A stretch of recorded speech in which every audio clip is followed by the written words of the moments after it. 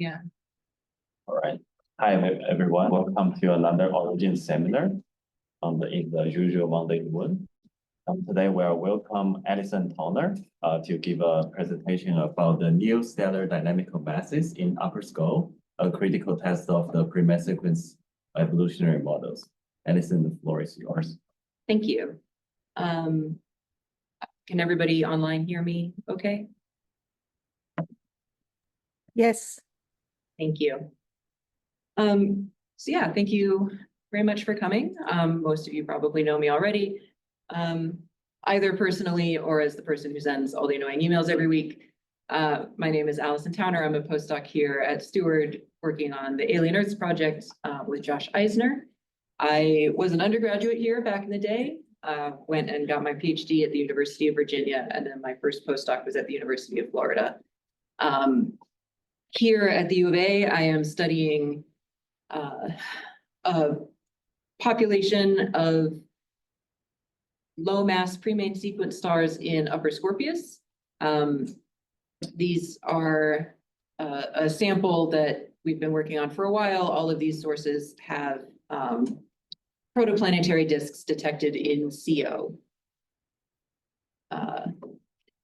And I'm going to discuss how we are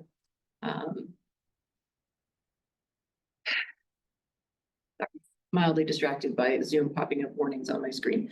I'm going to discuss how we have derived dynamical masses for these sources, for these stars, and use them to test pre-main sequence evolutionary models.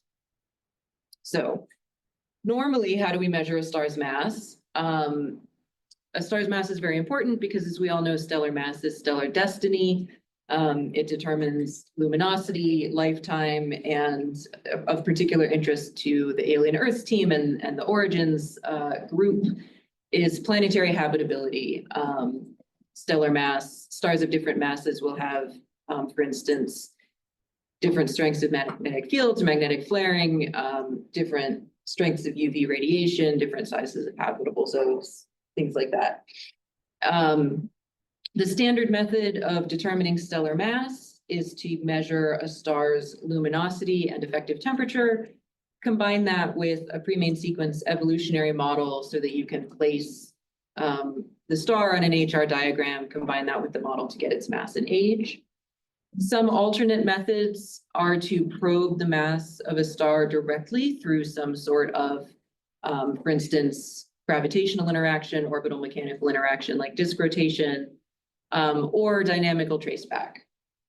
So for an isochronal method, this is an example. These are the BHAC 15 isochrones from Baraf 2015 with our sample overlaid in luminosity and temperature.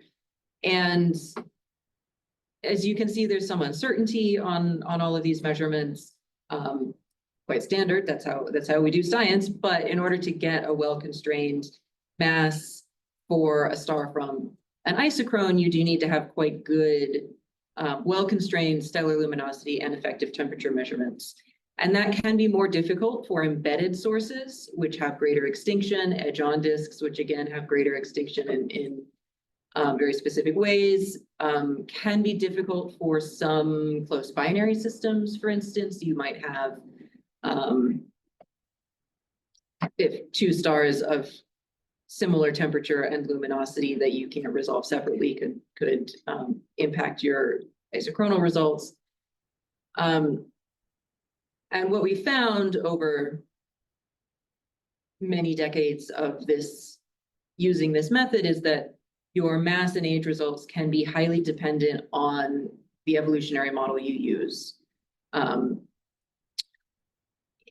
In addition, some models are known to break down in certain regimes.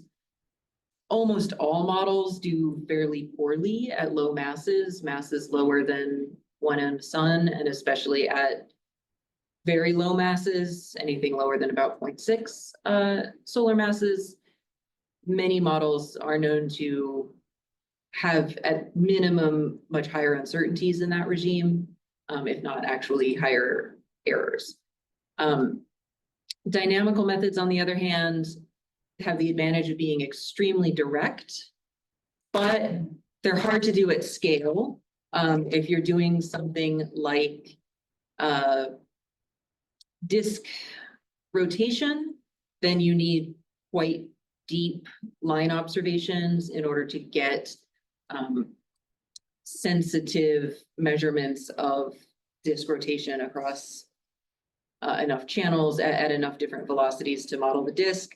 So this was typically limited to individual sources or at most small samples. Once you have a mass using your dynamical method, you could then combine that with an isochrone and the luminosity and temperature to derive an age. So it's more constrained, but an isochrone is still coming into play somewhere in this process. The other options are dynamical traceback methods, which is to say you take a group of stars that you expect to be bound or at least interacting, and you measure their proper motion, take some n-body simulations, run it backward in time. You will get an age for that group if you, for instance, assume that the age of formation is the time at which all of those stars were back at the same location. That age is not dependent on isochrones, but it requires many very precise proper motion measurements, which was extremely difficult before Gaia. And this sort of by definition doesn't work for individual sources. You're not getting a unique age for each individual stellar member that you're using, and it won't give you this sort of star by star individual mass either. In addition to those caveats, there's more. There are many known discrepancies between dynamical and isochronal results. Isochrones can produce masses that are too high or too low compared to dynamical methods in ways that are model dependent. And sometimes this can be systematic but non-linear. So in some cases, okay, this model just isn't good above one solar mass. It's going to underestimate stellar mass more and more above one solar mass, but there are some studies that suggest that certain isochrones will be good at, say, 0.1 and 1 solar masses, but consistently underestimating mass for stars that are 0.3 stellar masses approximately, which makes it more difficult to calibrate these methods against each other and against dynamical results. As I mentioned previously, modeling low mass stars is difficult for most isochrones. And additionally, mass and age are coupled in isochrones, which means that an uncertainty in mass or an outright error in mass will propagate through to your age measurement as well. So we are looking at a sample of sources in Upper Scorpius. Upper Scorpius is the nearest OB association to Earth. It's at 145 parsecs, more or less. And it has measured ages of 5 to 11 million years. There is some debate on that point. The first measurements of this region primarily used later type stars, K and M dwarfs, and consistently got sort of 5 to 7 million years as an age. More recent measurements using earlier type stars, AFG, BAFG stars, consistently returned much higher ages, so 10 to 11 million years instead. And this has been a problem because this is very important for our ability to understand how protoplanetary disks evolve, how star-forming regions evolve, and on what timeline. Upper SCO, in part because of this,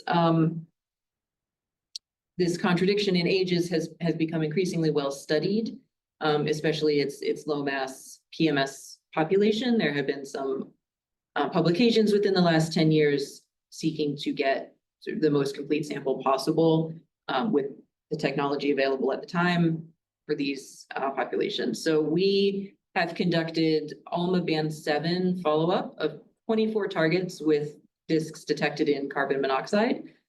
These targets were originally detected by Barenfeld 2016, and we followed up 24 of their 26 targets that had CO detections. There was one source that is a G-type star, which it was the only disk around a G-type star detected. So we're sticking to the K and M dwarf stars, and then one disk that is in our data set, but was later determined to be actually not part of Upper Sco, so it's been excluded. So we examined the 12 and 13 CO, J = 3:2 line emission, as well as the 870 micron continuum emission. The top row here, this is 3 of our sources. The top row shows the moment 1 maps, the integrated intensity 12 CO maps. The black contours are the continuum emission overlaid, and the bottom row shows the moment 1 maps, the intensity weighted velocity. Blue corresponds to blue shift, red corresponds to red shift. We like to keep it simple here. And these are obviously, if I'm showing them in a talk, some of the prettiest examples. But you can see that we are getting actually quite good agreement between continuum and line emission. We're getting, in most cases, pretty good resolution. This is not like 5 AU resolution images of these disks, but certainly sufficient to do our modeling, our Keplerian modeling of the disks with these data. And these are, to our knowledge, the most sensitive line and continuum data for these sources, for almost all of these sources. There are 2 sources that are in D#, and we can't claim to be better than D#, but for the most part, some of the most sensitive data that have been taken at these frequencies for these sources. So once we have our line data, we model the disks using the open source modeling code PDSPy. PDSPy was written by Patrick Sheehan, published in 2019. This models the disks in visibility space. This has the advantage of providing us a few more data points, not having to worry about beam convolution, and not having to worry about registering the images against each other. The model we use is a flared taper disk hydrostatic equilibrium following the viscous disk model of Linden, Bell, and Pringle. All of these sources have Gaia distances, and the Gaia distances, the very high precision on the Gaia distances, is what is, in combination with this modeling, allowing us to achieve such precision on our derived masses. So we were successfully able to fit 23 out of 24 disks. One disk had some extended emission that was partially resolved out that simply couldn't be fit. But for 23 disks, we have masses. And then we compare these dynamical masses with isochronal masses from 5 sets of pre-main sequence evolutionary models. So there's the derive 2015 models, the PARSEC version 1.1 and 1.2S models, and Feiden 2016. Feiden 2016 has both magnetic and non-magnetic models. Baraf 2015 is an update to Baraf 1998. If anyone is familiar with that, they implement the BT settle atmospheric models in Baraf 2015. Bresson and Chen are an update to the older Padova models. They're implementing a wider range of initial chemical abundances. They're implementing PMS time portion of the models, which was not previously present.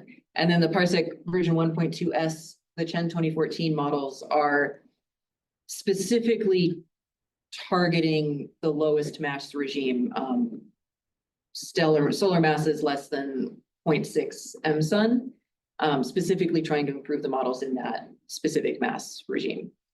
Feiden 2016 primarily the goal for that work was to try to bring these discrepant ages into agreement, getting younger ages for later type sources and older ages for earlier type sources, on the theory that magnetic convection in these sources can slow their contraction along the Hayashi track, thus making them appear to have a younger age than they do if you're only looking at the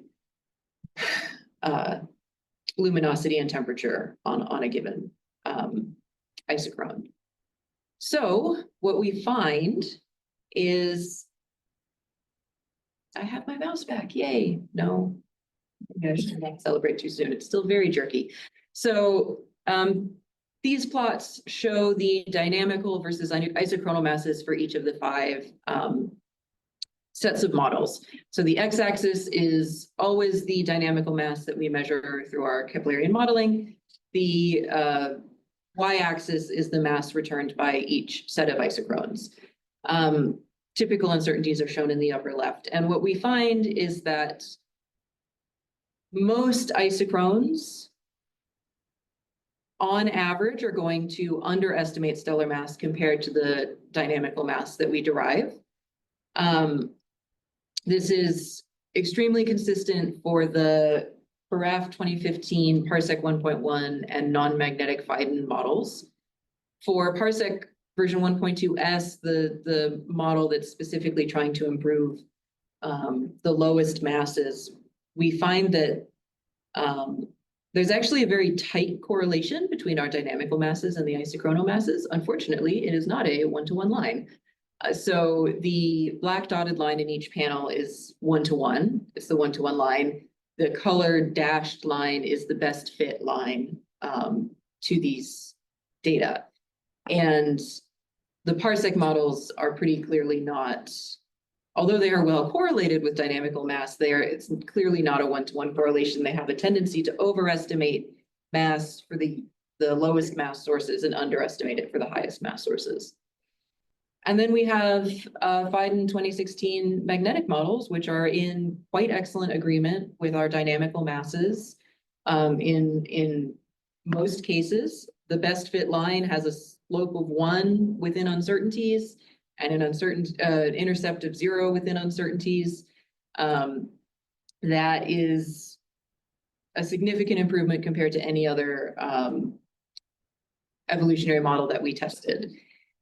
And so our 3 key takeaways from this initial mass comparison are that isochrons routinely underestimate mass, typically 20 to 50%, with the caveat that this evaluation, every source in our sample is a K or M star.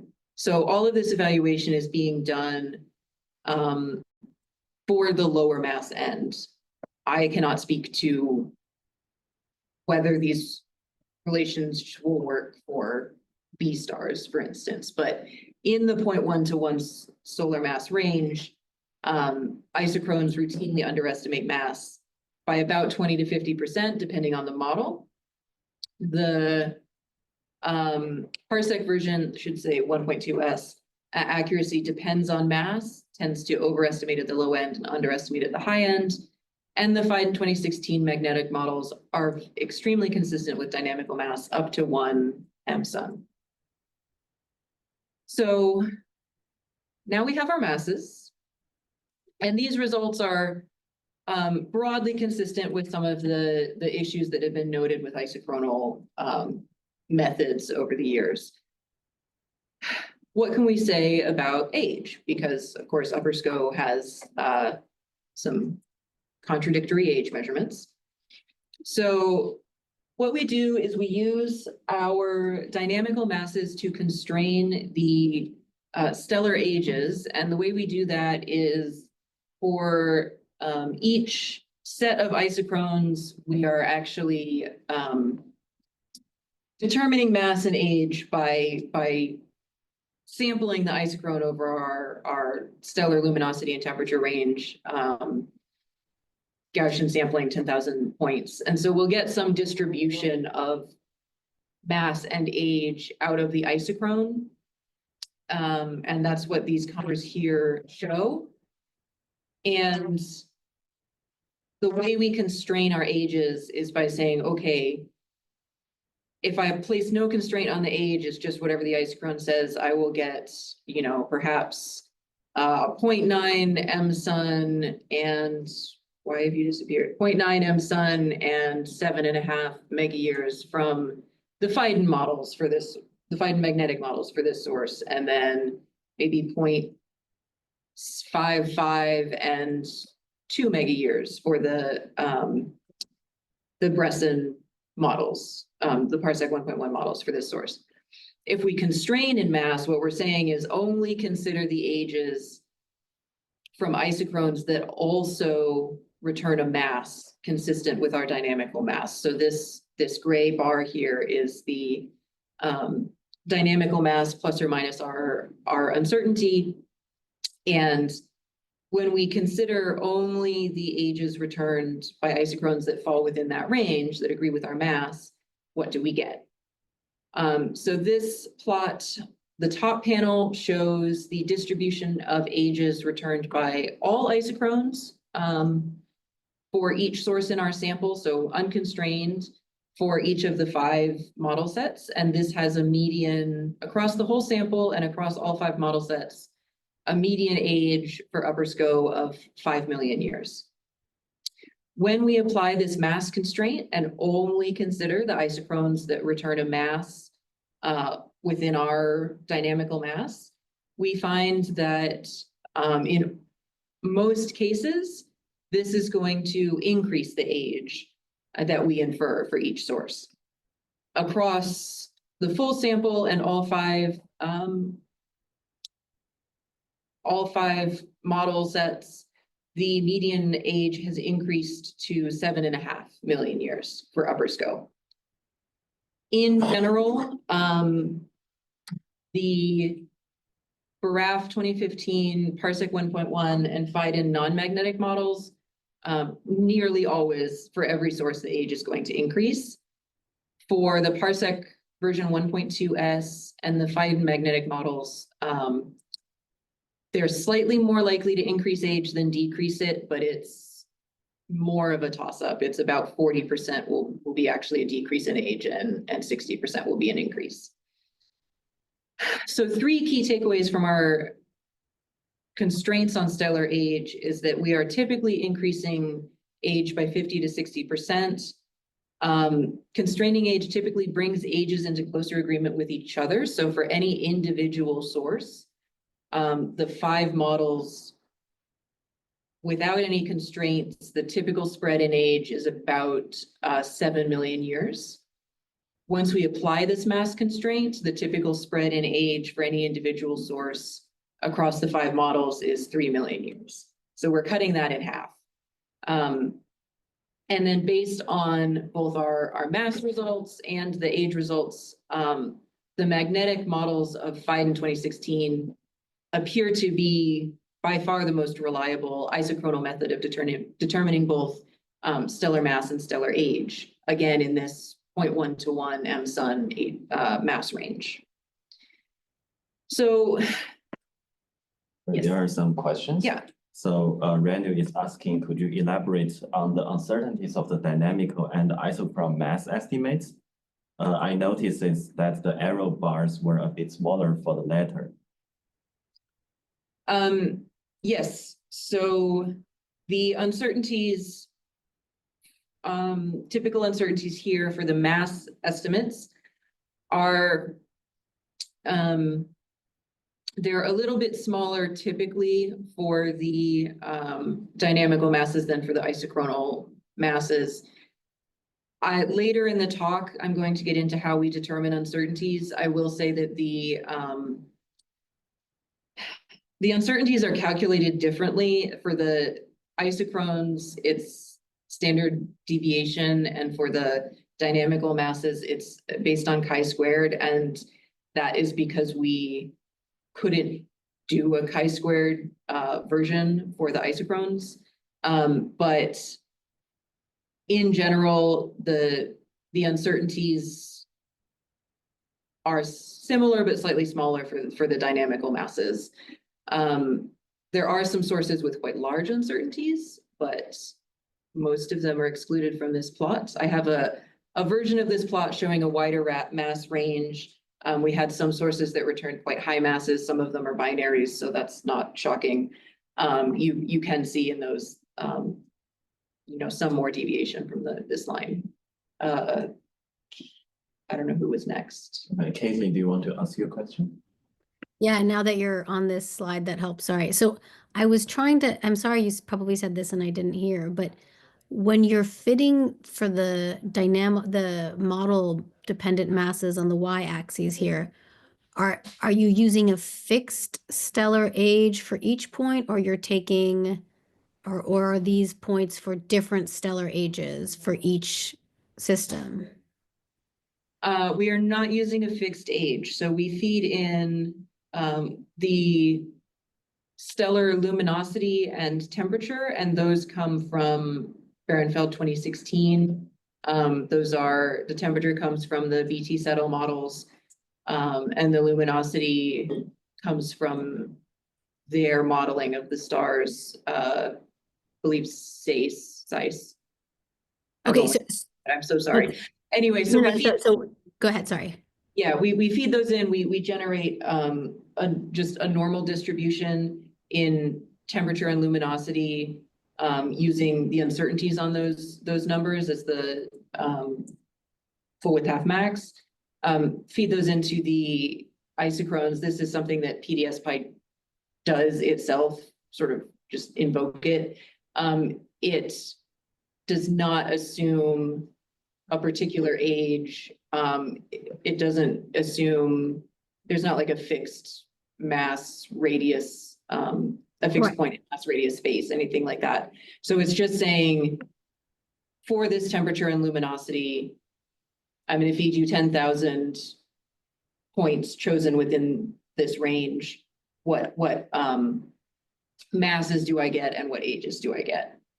Right. So every point in each of these plots for a given model has a mass and age, and is the age spread represented, say, in the Feiden red points, then the bars on the next plot where you're saying what is the range of ages for the best fit?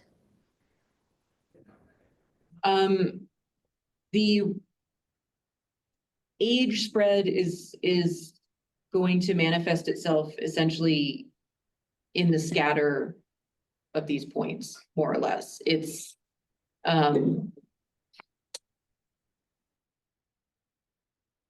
because we are retrieving, so to speak, mass and age separately. They're separate steps in the process.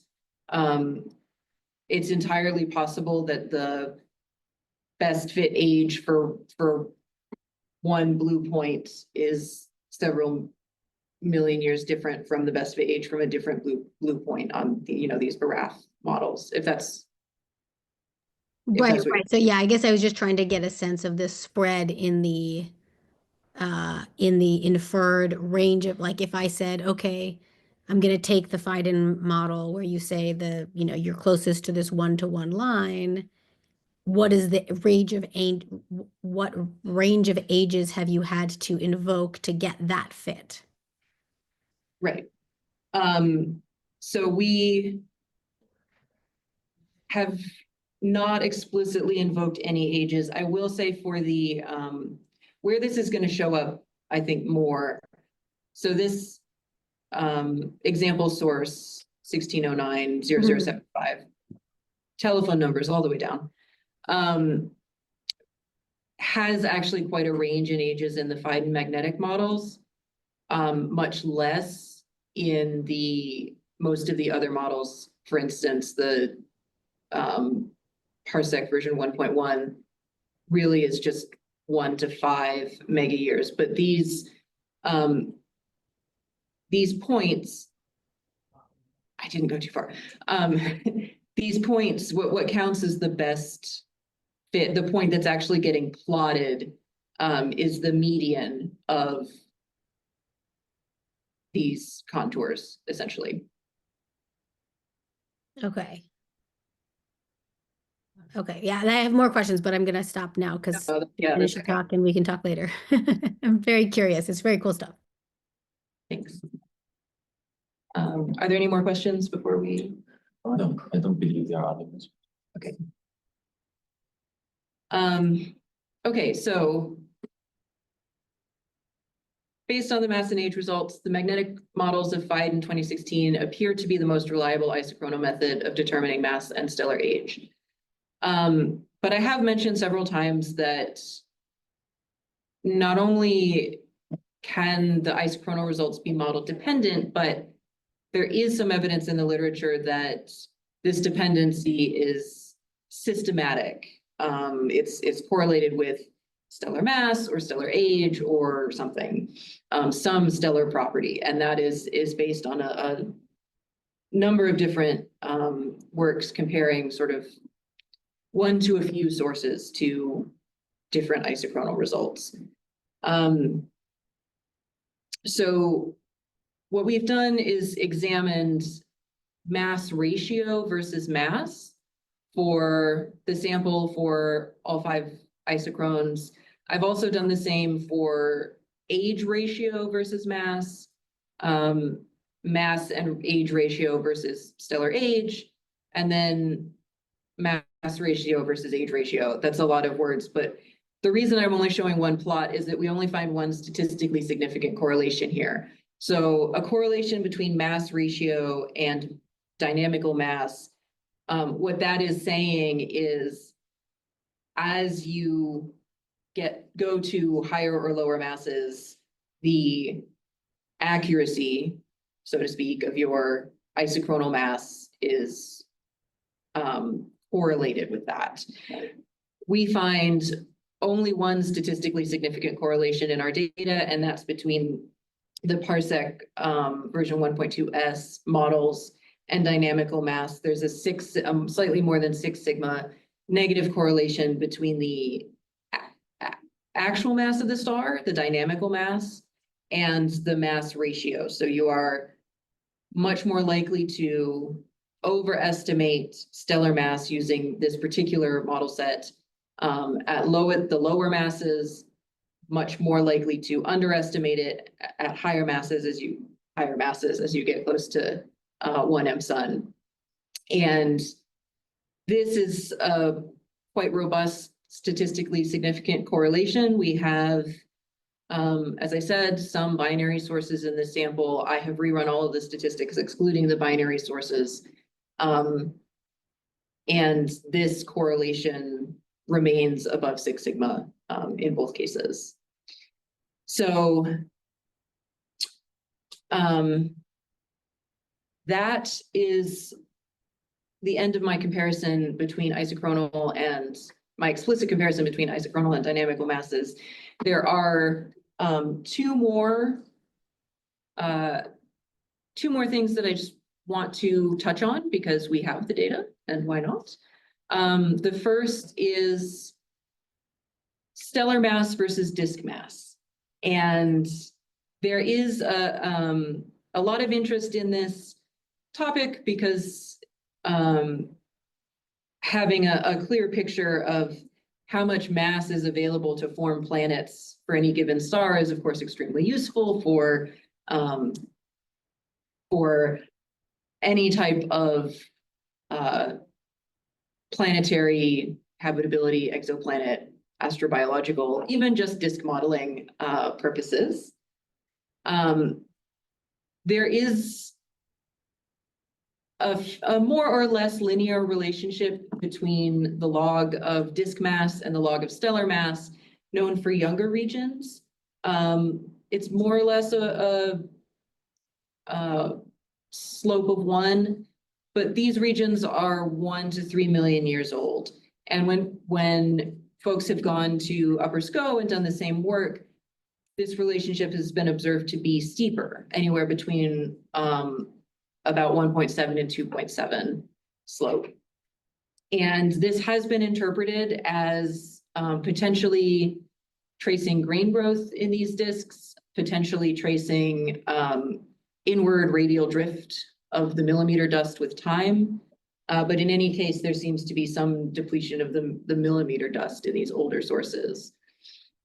So what we have done is taken our dynamical masses that we derive from the CO data and disk masses that we derive from our continuum detections, and derived this relationship again for our data to test and see whether there is an observed change in this relationship with method for determining stellar mass.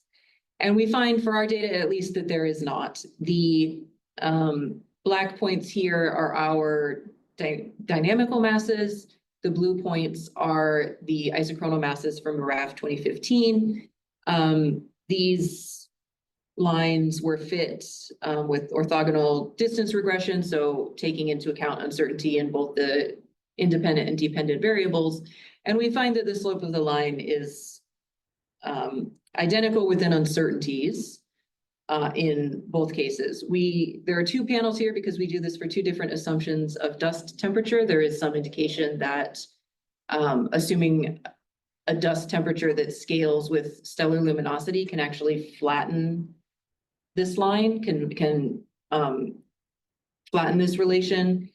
We don't see that in our data. It's possible that this is a consequence of our smaller sample size than the larger continuum only based samples that have done this.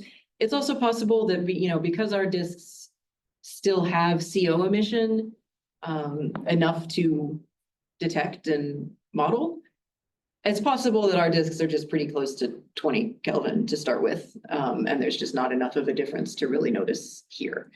But what we find, regardless of our temperature assumptions, regardless of our mass assumptions, is that we still have a steeper than linear relationship between disk dust mass and the stellar host mass.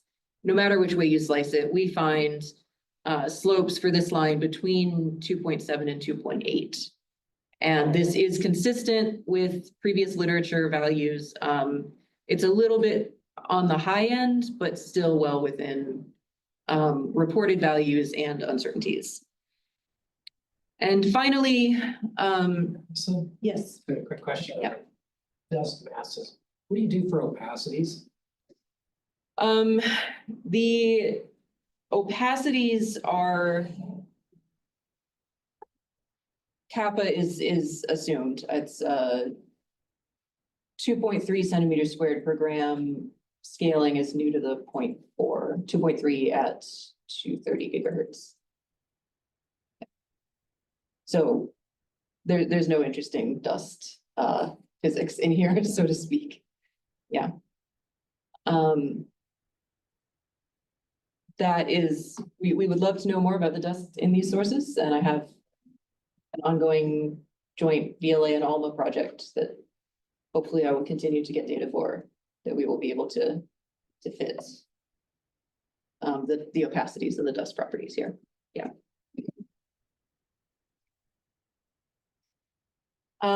So the final thing I want to touch on is perhaps might sound kind of technical, but is actually, I think, quite critical. The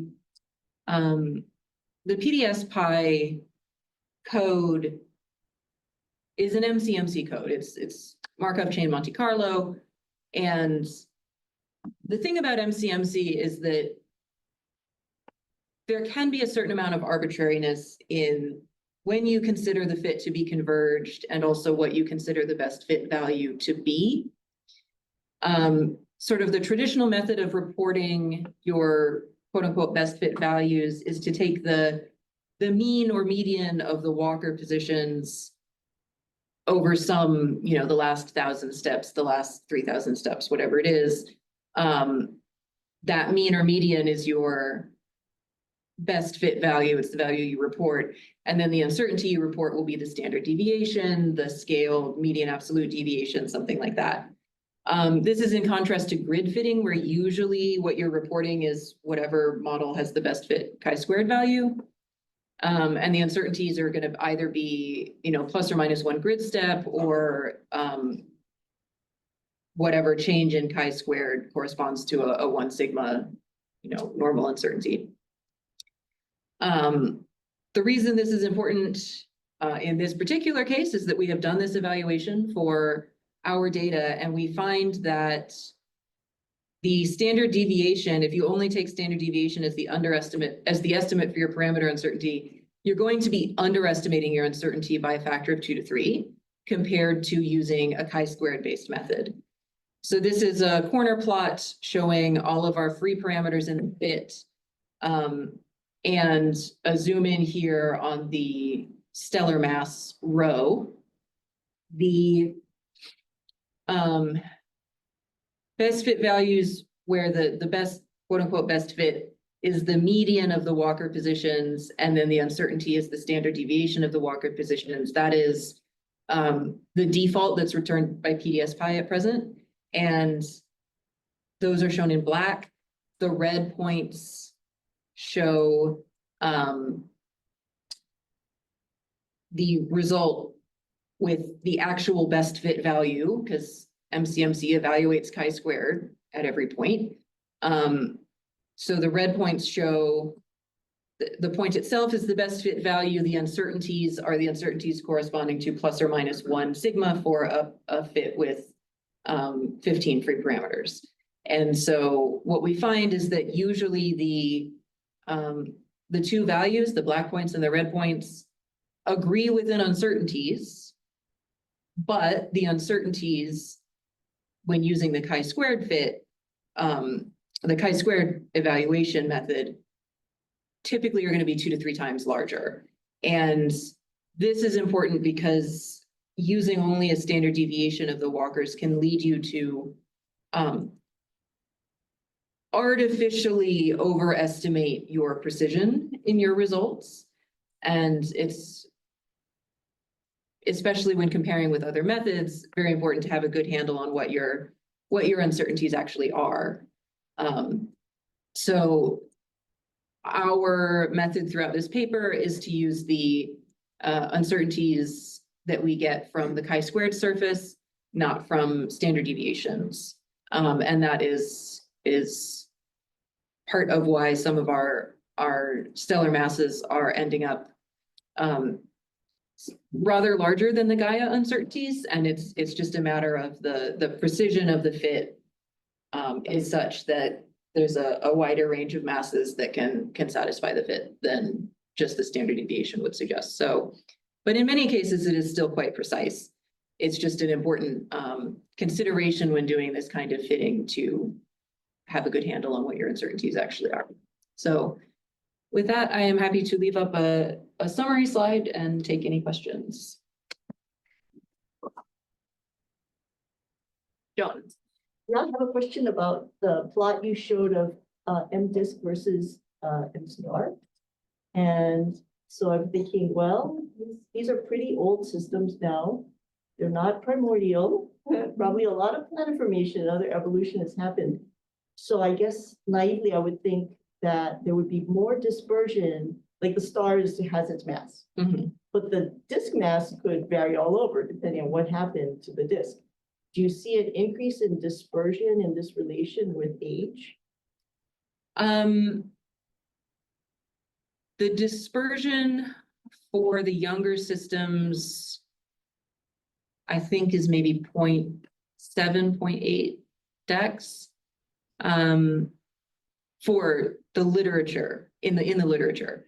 I have not done that analysis on a source by source basis for this sample. That would be interesting to do, to see if how is the dispersion? Do we find that the younger sources are falling closer to the line versus further away? Yeah, I think that would be interesting. I mean, clearly the masses are lower.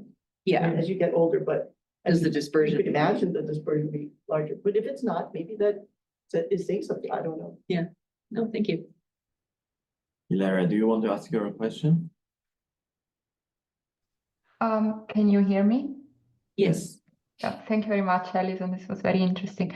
I was wondering, So because Gaia has recently identified several subgroups, I was wondering how the ages that you determine compare with the Gaia dynamical traceback ages. So we did examine ages with Upper SCO subgroup. I've done that for some subgroups identified by Lumen and by Ratzenbach 2023.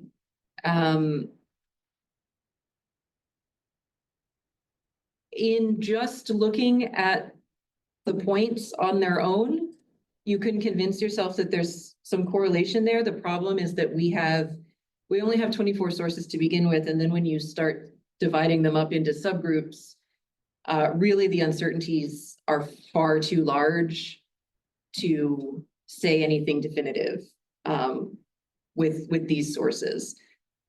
We definitely aren't contradicting the subgroup age differences, but some of the subgroups, our sources are not evenly spread over these subgroups as I think makes a lot of sense. And so some subgroups we have 8 or 9 sources and some have 2 sources. And at that level of small number statistics, I'm not actually comfortable saying anything with certainty for these sources as it happens. Okay, thank you. I can ask a follow-up question about the sub. So are your estimated dynamical nodes basement ages is actually older than the subgroup ages? The subgroup ages that I was comparing to are 5 million years, 10 million years, 15 and 20. And so, no, they're not older, but they're the uncertainties for any individual source is just too large to say for sure. So one of the subgroups, so we don't have sources in every subgroup, right? It's sort of a limited subsample already. I think it was NewSCO is supposed to be younger than the others that most of our sources are in. You can kind of see that if you plot everything on its own number line, you can kind of see that the sources that are in NewSCO on average look a bit younger. And that's consistent with what's in the literature. But again, the uncertainties on those values are so high that that's not in the paper. We have removed that from the paper because the level of statistical certainty is basically 0. I can look at it and say, yeah, I believe it, but that's a far cry from being able to defend it with numbers. Yeah. Casey, do you want to ask your question? Yes, thanks. So first of all, again, thank you for doing this. I've been desperately waiting for somebody to do dynamical mass measurements, so I appreciate it. My next question though is about how I should interpret the different goodness of fit you're getting for the different types of stellar models. Because when you showed those age contours, right, you said, oh, the Feiden models have these very large ages. So if I'm trying to imagine I'm going to some other star forming region and I need to pick a model to use to get, mass and or age, I can't tell if I should just say, well, the Feiden models are closest to the dynamical masses, so those are the best, or is that an artifact of something about how the models are constructed where because you're allowing for freedom in age, the Feiden models basically let you find a better fit because of the way the contours are stretched out in age relative to mass. So should I think that the Feiden models are better physics and more accurate and therefore I should always use them? Or does that make sense? Does my question make sense? Yeah, no, your question makes sense. So this is only one example, of course. The Feiden contours are not all this large on all of them, but I think that that's almost beside the point. I think the Feiden models seem to me to be better physics. And the reason that I say that is that it's difficult to see without looking at it on a source by source basis. But when you compare the Feiden magnetic models on, no constraints versus only the good mass agreement isochrones, we see by far the least change in mass for the Feiden models. So the median stellar age using the Feiden models for our sample, unconstrained is 8 million years and constrained is 9 million years. And that's a much smaller change than the other isochrones. There's the fact that there is so little change in the stellar ages, and they really are pretty much as likely to increase as to decrease. That tells me that applying the mass constraint to the Feiden magnetic ages really isn't doing a whole lot. Whereas for these other isochrones, you do see a really notable and systematic increase in age.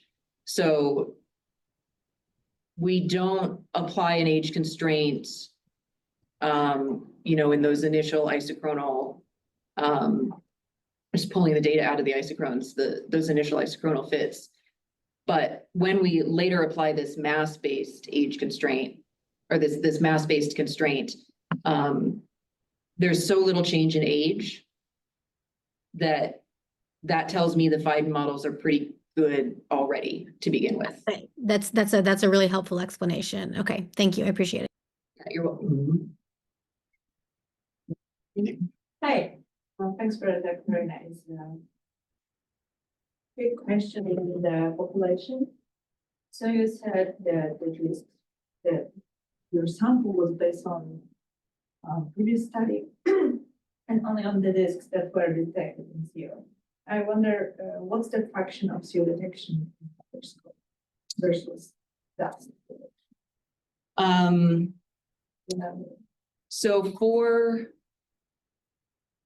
I can't say for every star in Upper Scope, but for Behrenfeld 2016, which is where we pulled this sample from, there were 58 sources detected in continuum. Of those 58, 24 were also detected in CO. And then there were 2 CO sources that weren't detected in continuum. Yeah. We have one of them. It's a weirdo. Yeah. You don't know why. I mean, I'm assuming it was it's a sensitivity issue. I don't believe that source is particularly edge on, so if memory serves, but I can check it. So yeah. Yeah, regarding your results on disk mass versus stellar mass, it's very interesting. They should be independent of your ages and isochron models, but you might have effects from selection effects here, because you are looking at disks that have certain properties like CO detections. So how robust are these? Because these are important input data into, say, exoplanet population synthesis models that predict how many planets you get out in the end. Yes, I'm going to try to pull up a figure, assuming my laptop behaves itself. So we have checked